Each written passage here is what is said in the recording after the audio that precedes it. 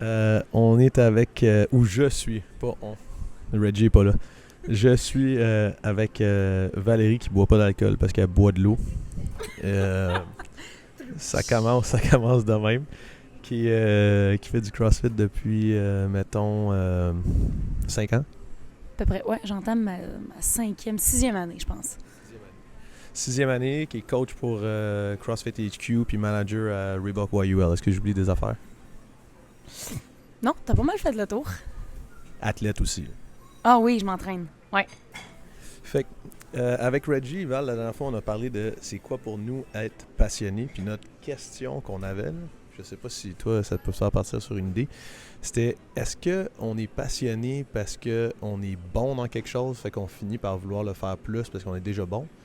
Ou est-ce que c'est possible, exemple, de devenir passionné parce que il y a quelque chose que tu as du mal à faire puis tu décides d'apprendre à devenir passionné dans cette affaire-là?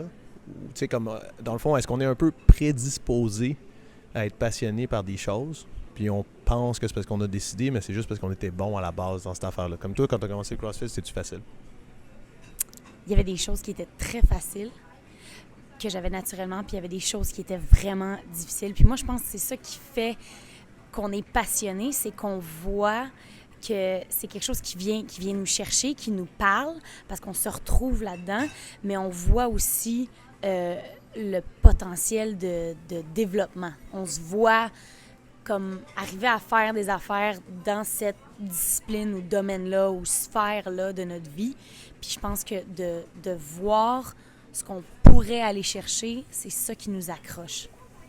Ce serait de voir le potentiel jusqu'où on peut aller, mais comme mettons, en ce moment, tu as des faiblesses encore, j'imagine. Là.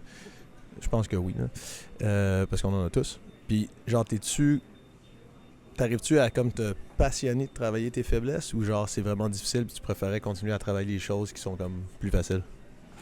Euh, Travailler mes forces, j'aime ça, mais c'est un peu plus une zone de confort parce que c'est quelque chose que t'aimes faire.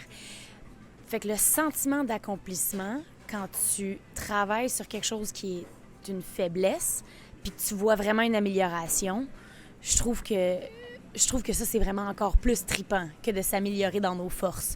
T'as comme encore un plus gros sentiment de, de power, puis d'avoir réussi, là, tu sais. De réalisation. Fait que dans le fond, peut-être qu'on pourrait commencer à être passionné parce qu'il y a des affaires qu'on fait facilement.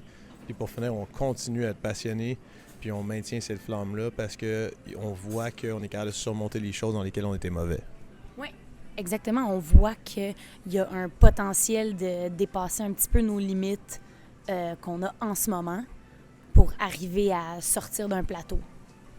Puis nous, on est chanceux parce que justement, on est passionné par ce qu'on fait.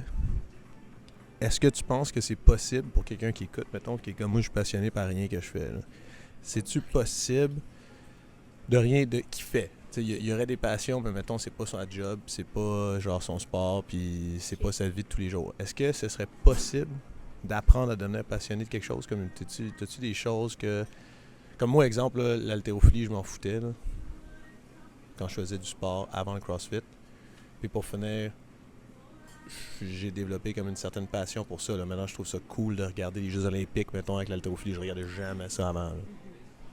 Moi, je trouve que souvent, il y a des choses pour lesquelles on n'est pas passionné parce que c'est comme l'inconnu, puis on n'a pas l'impression qu'on est capable d'arriver à nos fins, tout simplement parce qu'on ne sait pas. Puis on ne sait pas qu'on ne sait pas. Je sais pas si tu comprends ce que je veux dire. Fait que moi, je prends l'exemple pour la gymnastique. Moi qui viens d'un background joueuse de hockey, j'arrivais au CrossFit. J'aimais pas ça, la gymnastique, au début. Là. Moi, faire des pull-ups puis des ring muscle-ups, puis j'arrivais pas à voir le jour où je serais capable de faire des muscle-ups.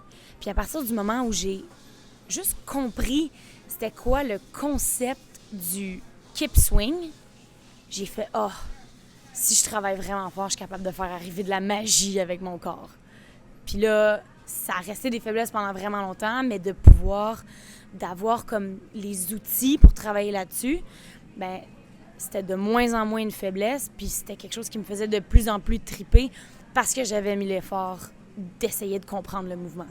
Fait que pour devenir passionné, il faut plonger dans dans ce domaine-là, dans l'inconnu, puis genre de commencer à que ce soit plus l'inconnu, de commencer à apprendre ça, parce que c'est comme ça que ça se développe. C'est un peu le même principe pour moi en haltérophilie, là. Je pensais que j'aimais pas ça, mais c'est parce que j'avais une méconception de c'était quoi, puis je savais même pas par où commencer, là. Puis une fois qu'on se fait montrer comment ça marche, c'est plus cool.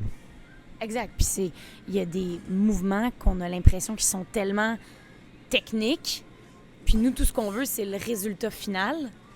Mais faut être game de sortir de sa zone de confort, de revenir à la base, puis faut que tu sois capable de mettre ton ego de côté, puis de retourner apprendre, un petit peu comme quand tu es un bébé, puis tu apprends à marcher, ben tu te lèves à genoux sur les mains, tu tombes, t'arrêtes pas d'essayer de marcher, tu commences à te relever, c'est pas parce que tu manques plein de fois que tu vas juste constamment manquer, au contraire.